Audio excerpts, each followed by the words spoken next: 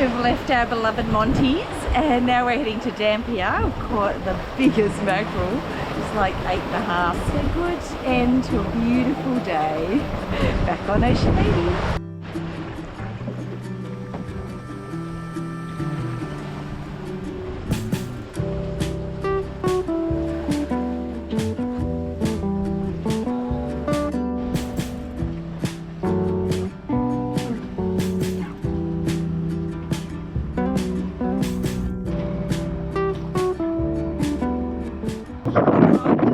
Last night about midnight and we've managed to score a lend vehicle just over the rest of today. Stranger? Yeah. We just put a post up on the Dampier buy and sell and asked if anyone would swap some of our Spanish Mackie for a car, and Gavin and Nat. They've got about 3 kilos worth of fish out of us. Worth $100. Pretty big bags of fish. We caught a 9 kilo Mackie yesterday. So we're off to Karatha to do our food shop and our do a fuel run as well. So we're very lucky that we've got generous people to help out, and it means light work. Otherwise we'd be catching a bus into Karatha tomorrow, and I just can't imagine how much stuff we're going to have to carry back. So this way at least chuck it all in the back so we can get our carton of beer and whatever else we want. Woohoo! Don't you love generous people? Thank you, Nat and Gavin.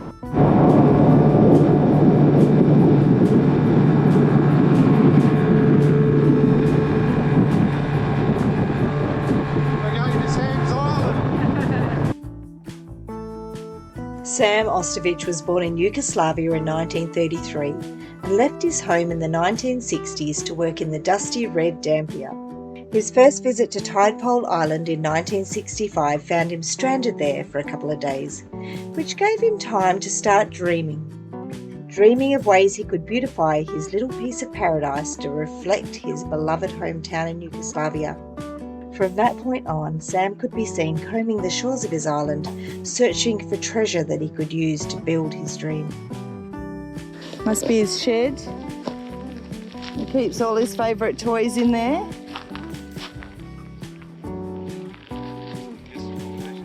Oh, yeah. Airbnb. He also loved entertaining. You'll see from the number of beds that he welcomed people to party. Up to 20 on one occasion. I don't even remember seeing that in the Traditional oats. From when I was a kid.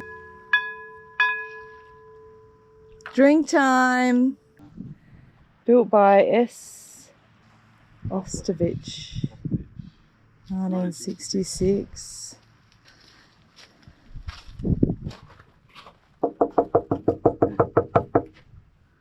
Come on in. Can we come in?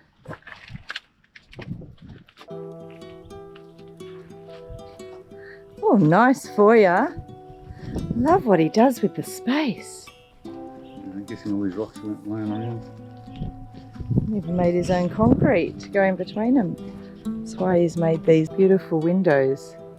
He was such a town icon that Hammersley Iron signed a 99-year gentleman's lease giving Sam rights to his island. Sure is. Just look at the little frame there, the shells. And they pumped water from the mainland to the island. How cool is that? Through hardships of personal injury, fire and vandals destroying his home, Sam persevered. He held on to his dream and rebuilt his home with the help of the town folk.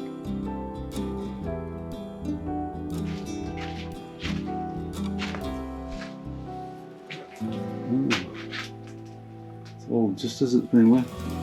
Oars, cable and chairs, his radio, lamp, knives, his bed. Sheepskin. Couple of beds. A few beds. All the encyclopedias. He's even done like a colour scheme, like green and pink. Mm. He's got a curtain there. clothes. This is, I guess you had an outdoor kitchen, but this would be his little kitchen, I suppose. There's a bunch of kerosene lamps, all the gear. I believe he's been gone for about 20 odd years, so it's pretty remarkable that nobody has trashed the joint and stolen everything. You see all these plates and bowls and It's expecting company. tea towels, tablecloths.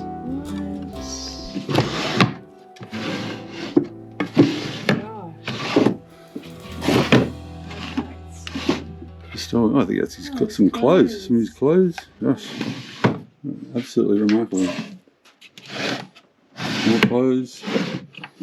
More clothes. Oh, crushed brown velvet. That's nice. That's a thing of the 60s. Yes, I'd like to have seen him wearing that.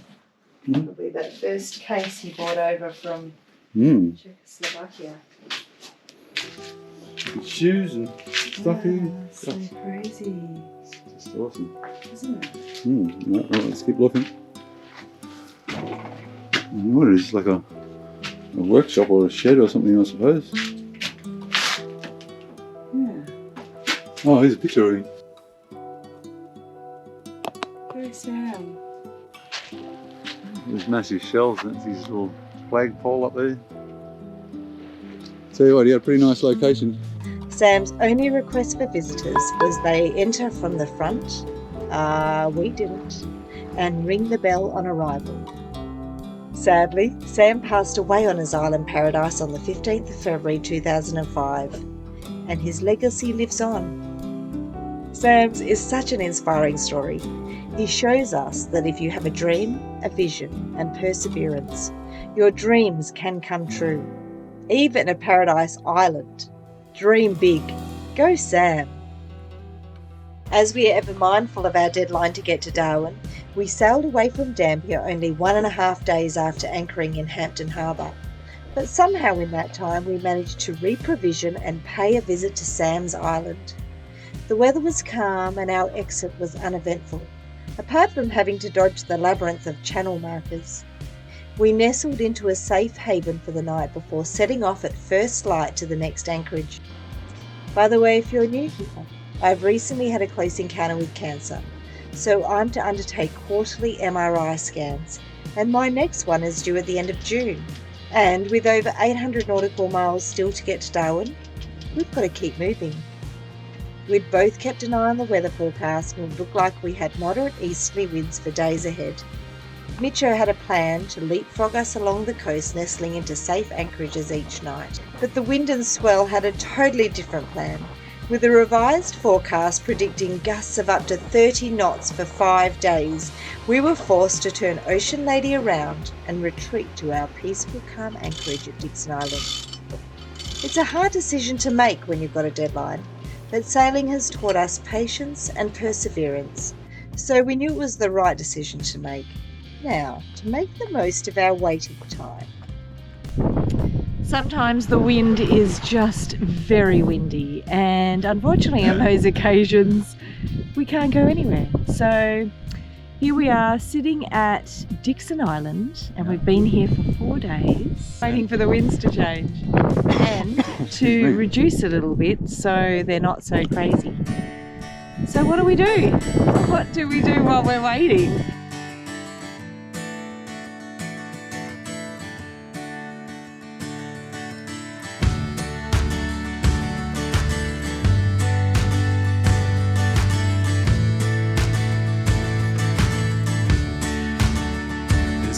Of love, this place of soul, make me feel like I could belong.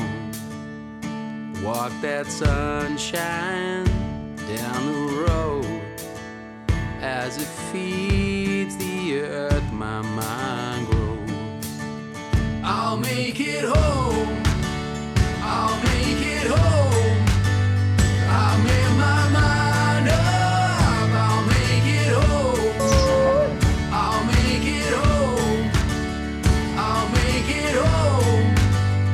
I'll make my mind up, I'll make it home. your bones. Lose the weight of the world from your hold. Breathing deep now, breathing slow. Then let us smile out and breathe in that gold. I'll make it home. I'll make it home. I made my mind up. I'll make it home. I'll make it home. I'll make it home. I made my mind up. I'll make it home. Well, it's been a long time since I felt so right, so I don't think I can go the way you hold me tight. I believe that I will need you in my home. I'll make it home. I'll make it home. I made my mind up. I'll make it home. I'll make it home. I'll make it home. I made my mind up. I'll make it home. What's happened? I think we bumped one of the railings in next round canals and it just popped the rod rail off. Actually, run a couple of bolts through real quick and that should fix that problem. Handy things you can do while you're sitting on the hard here. That's it. That's it. Do something.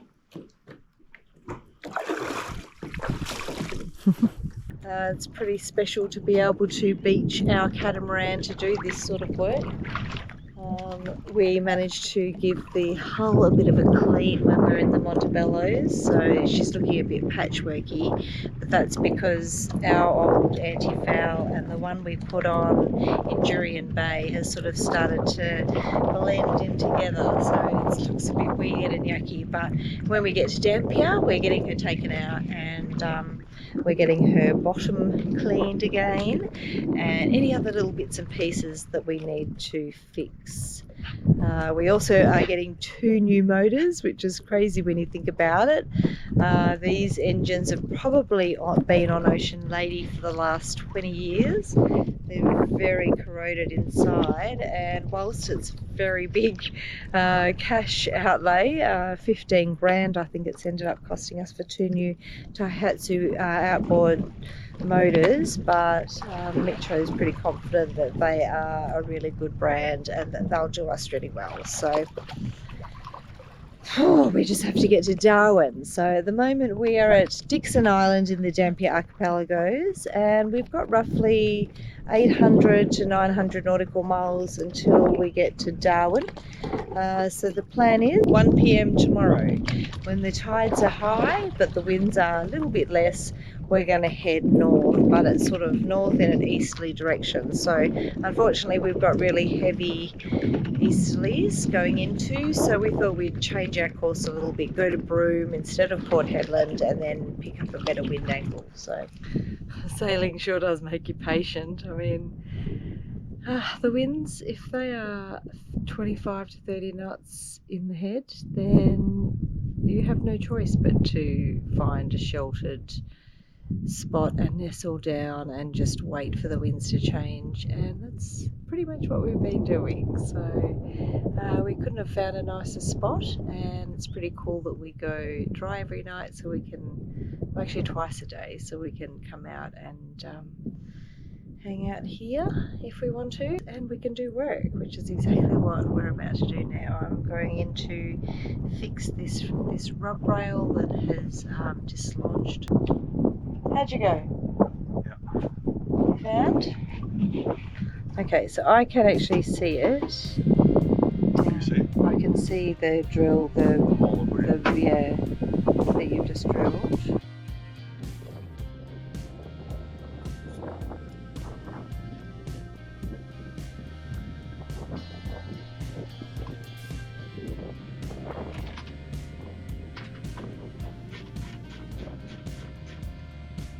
Okay, this end one.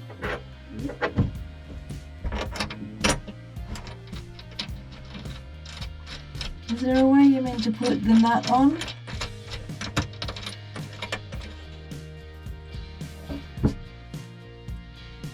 That's done. Have you got another one?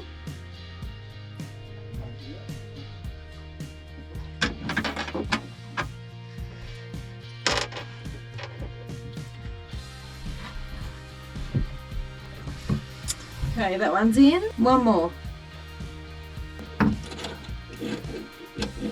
Yeah, go.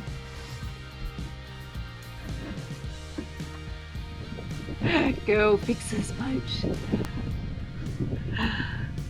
I do like 1% of what Mitcho does, really. Fancy. We're leaving, and I have to say I'm a little bit nervous. So we're actually leaving Dixon Island, which has been quite a beautiful refuge to us for the last 4 to 5 days. And the reason why we came to Dixon Island was because of the gnarly winds that we were facing straight in, and we just thought there's just no point. So it's been a little bit of a rest, which has been perfect for me. But yeah, we're heading to Broome today, and it's about a 400 nautical mile sail, so we're expecting it to take us 3 or 4 days to get there. We're not always the fastest boat, but we've had our fair share of trials and tribulations lately, with motors and electrical stuff not working, so we're just praying that we'll get there safely, to be honest. Well, our boat, they said, we fun. Whoa, geez. They said. I said, yeah. Well, oh my lord, it's like, what is it, 20, I don't know, you know what it is. it's like 25 knots wind. Yeah. You know, is sailing always fun is the question, and depends your definition of fun. Yeah. We have got huge rollers coming towards us. It's 25 knots. Dropping over the deck and over the sides. We've had some massive splashes. I've got my top on inside out. I haven't changed my jacket for 3 days. The cabin and the catamaran looks like a war zone.